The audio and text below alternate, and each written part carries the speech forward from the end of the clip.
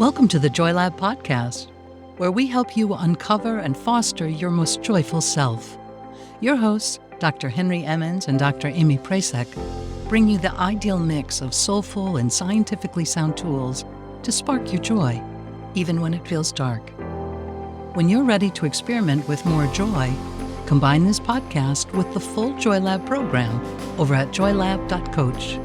Hello, I'm Henry Emmons, and welcome to Joy Lab. And I'm Amy Prasek.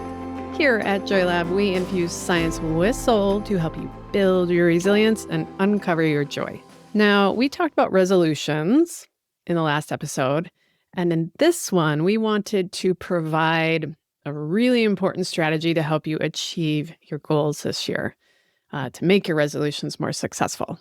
This strategy is to build off of your resilience type rather than your obstacles, to build them off of self-acceptance and self-compassion, really. So this relates to a lot of the research we talked about last episode, and it's sort of the basis of behavior change, since things like skills and self-efficacy are essential if we want to change a behavior.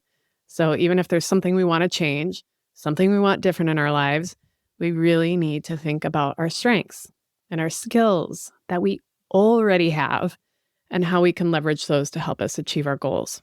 So using our resilience type can be a really good strategy for that, because it also allows us to see the obstacles that tend to trip us up, because we provide you those as well. So the first thing to do here is to take the resilience quiz over at naturalmentalhealth.com if you haven't yet. I'll pop the link in the show notes. It's free. You can sign up as well for the free mini course, and you'll learn your resilience type, obstacles, and then strategies to support your resilience. If you can't take the quiz now, no worries. We'll give some summaries as well so you can still follow along.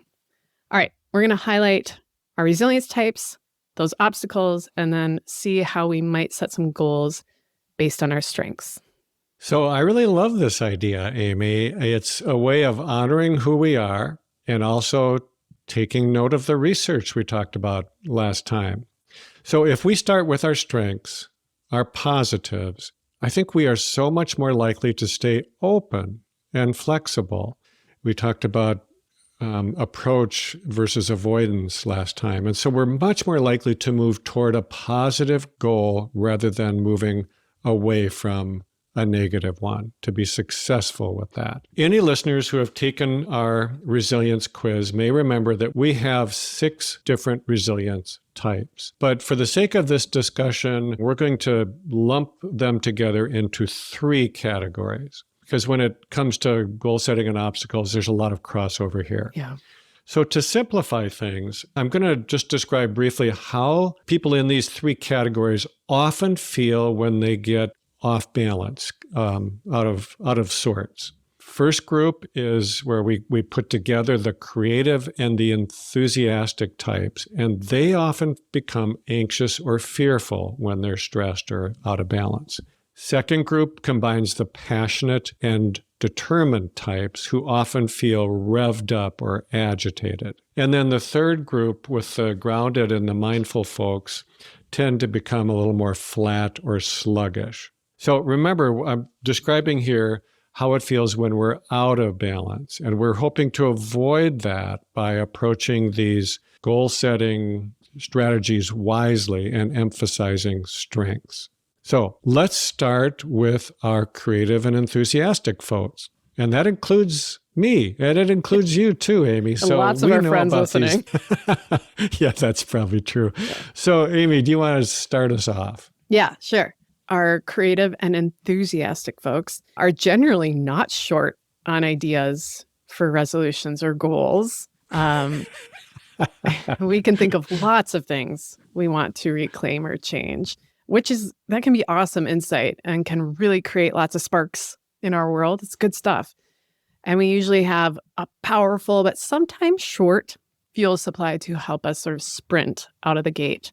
And as Henry noted, there are some obstacles. Us creative and enthusiastic folks can also get caught in those obstacles of worrying, anxiousness, and grasping.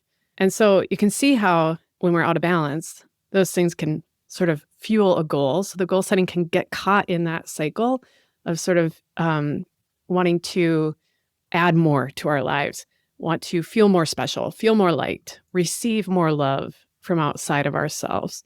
We need more. And so this can take the lead. Instead of setting a goal of what we want to evolve or shift, built from our strengths, it can be caught up in the belief that something is missing, something that once was is no longer present, and that's the problem. We need that back. And so in that frame, goals are often situated in the past.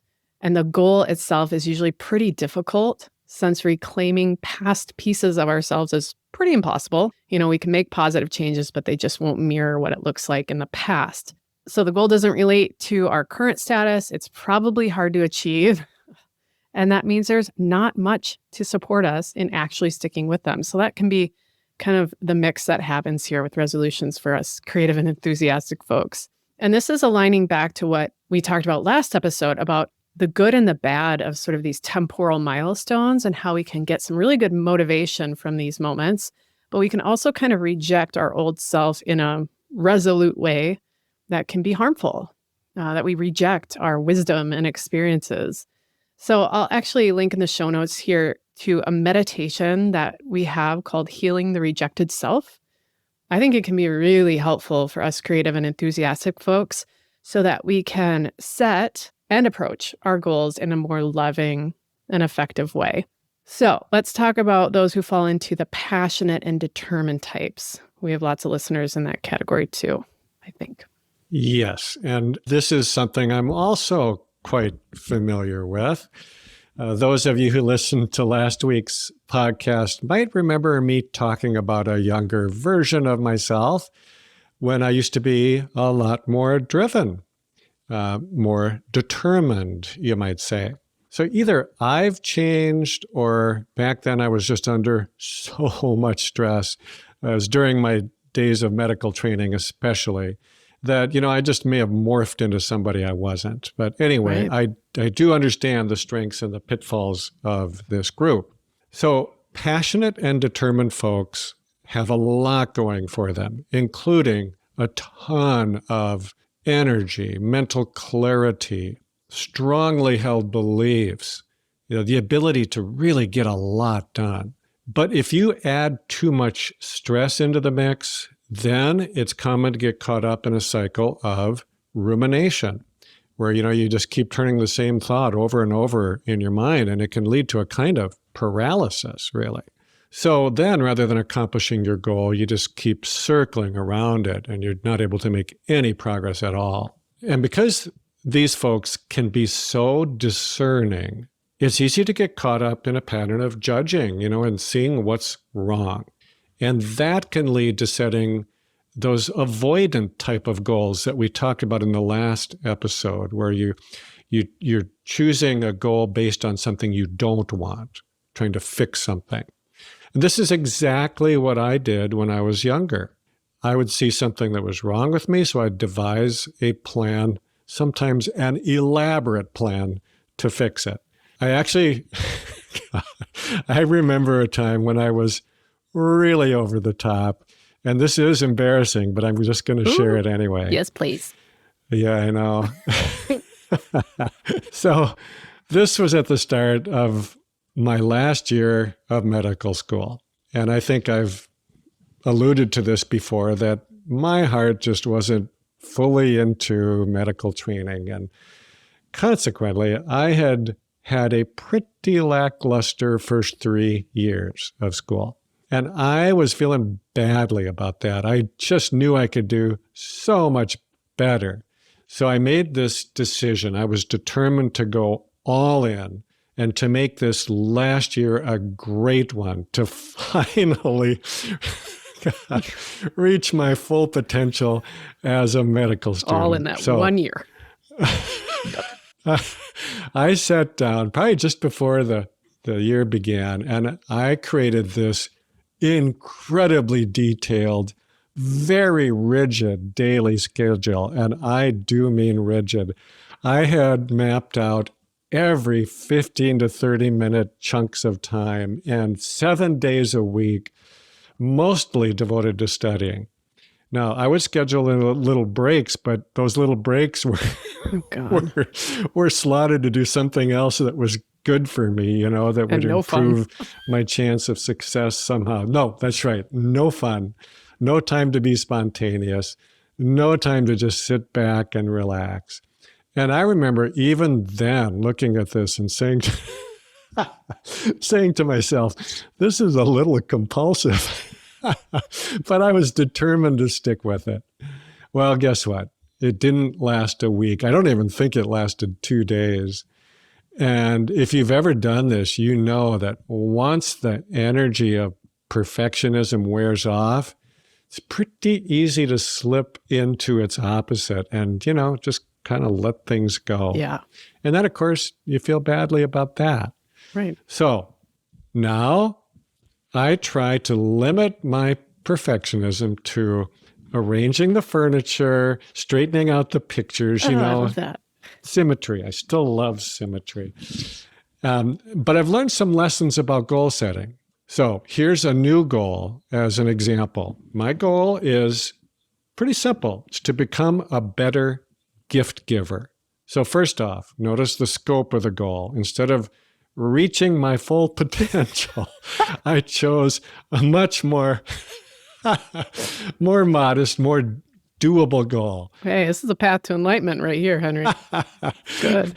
I think I can get better at giving gifts without, Yeah. getting all wrapped up into it, so to speak. So you will also notice that this is a positive goal. So instead of trying to fix something that I think is wrong, I'm just aiming for a simple, good thing that I've wanted to do for a while now. I'm actually inspired by a friend of mine who just gives the best gifts and does it so generously. And it makes me feel good to be on the receiving end. So I would just like to make someone feel special like that.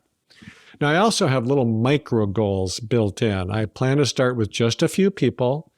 Basically, it's my immediate family and trying to give them better gifts for birthdays and holidays. That's it for now. Hopefully I'll expand later. Now, I actually have a couple of models to follow. The friend I mentioned and another person who doesn't give me gifts necessarily, but I get to hear about them and appreciate them. And then just recently, after I made this goal, I'm not kidding, I came across this cool resource that's called Better Gift Coach.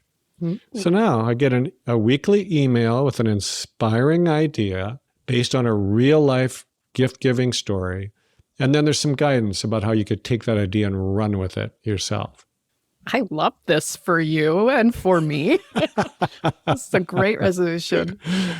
We didn't talk about this necessarily in last episode, but there's a piece of this that you just noted. So in the Fresh Start Effect research that we talked about last episode, there was a piece of sort of the SMART framework goal setting that arose in their analysis that looked at, those really rigid goals. If you have, like you did, that you had a daily schedule scheduled to the minute, that presents so many opportunities for failure, which I thought was kind of like, oh yeah. I mean, if you, good point, right? You have a goal, you wanted to pack a whole medical career into 1 year. We won't talk about if that was achievable or realistic, whatever. But the fact then that you had so many little pieces to it and that they filled your day, that it was, you missed one, failure. And then maybe you got the other one, but then the next one is failure. So you just have so many opportunities for failure. Yeah, you're right. I thought that was kind of interesting. Yeah, maybe that's why it didn't last a day. Yeah, well, how could you? So actually, this seemed like a good idea at the time. Well, it wasn't a terrible idea. And now you're setting great goals. So thanks, little Henry. You helped older, wiser Henry make some great resolutions that we will all benefit from. That's right. And that actually kind of relates to this next group. So our grounded and mindful folks can have a really different experience, I think, when it comes to resolutions.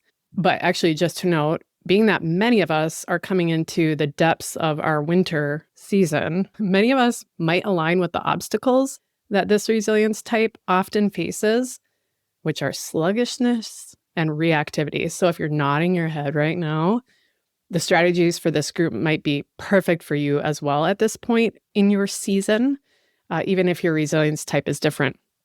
So You grounded and mindful folks are what keep, I think, our planet from exploding into a fiery ball of unfinished tasks that Henry said, that we all set, or whooshing deadlines, as Douglas Adams would note. You folks are thoughtful. You have a knack for listening and noticing. You can get in the flow and see a project or commitment to the end.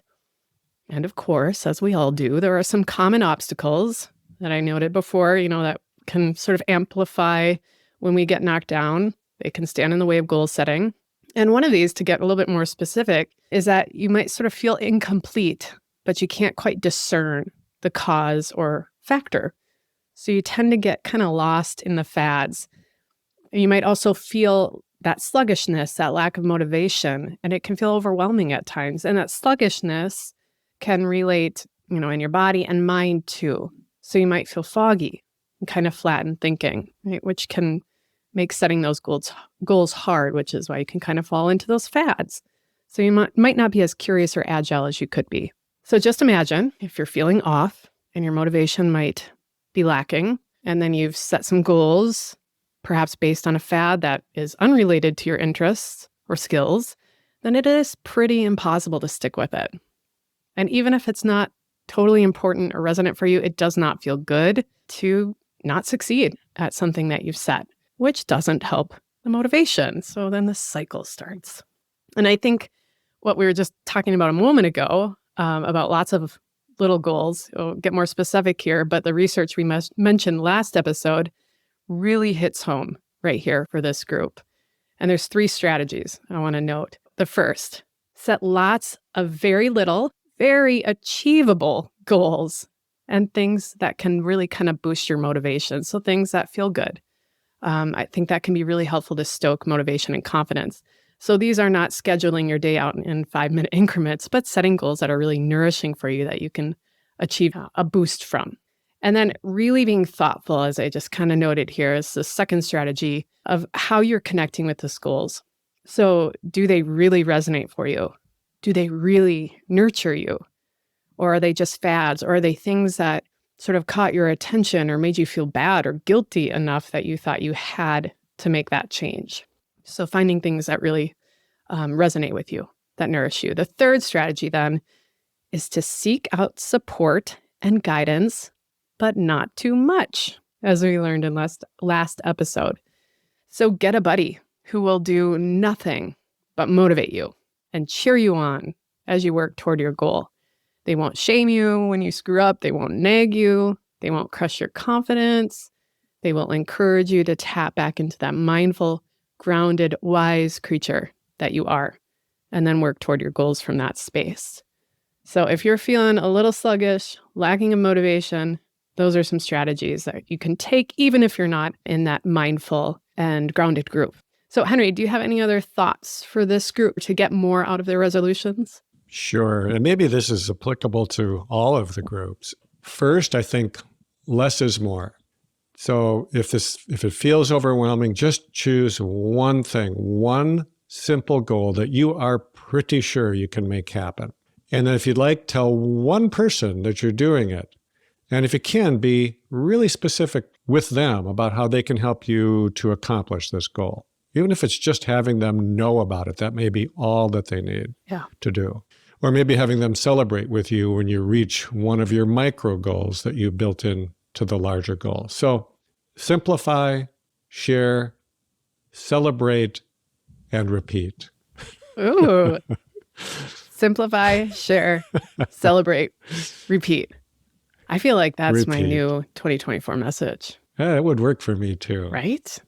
And receive gifts from Henry with love. I can add that to me. I'm just kidding. No pressure. Actually, just to know, one of my resolutions is to not sit so much. So maybe those of you on YouTube are noticing that I'm standing for this episode. It's very simple. Just going to stand more and simplify, share, celebrate, and repeat. So to close, I want to share some wisdom from Frida Kahlo. It's some wisdom that I like to use when I'm thinking about goals and making changes. And it reminds me to anchor my goals from my unique strengths and from my unique strangeness, because hopefully we can embrace all those good, quirky, wonderful things about ourselves more. So here it is. I used to think that I was the strangest person in the world, but then I thought there are so many people in the world. There must be someone just like me who feels bizarre and flawed in the same ways I do. I would imagine her and imagine that she must be out there thinking of me too. Well, I hope that if you are out there and read this and know that, yes, it's true, I'm here and I am just as strange as you. Thank you for listening to the Joy Lab podcast. If you enjoyed today's show, visit joylab.coach to learn more about the full Joy Lab program. Be sure to rate and review us wherever you listen to your favorite podcasts. Please remember that this content is for informational and educational purposes only. It is not intended to provide medical advice and is not a replacement for advice and treatment from a medical professional. Please consult your doctor or other qualified health professional before beginning any diet change, supplement, or lifestyle program. Please see our terms for more information.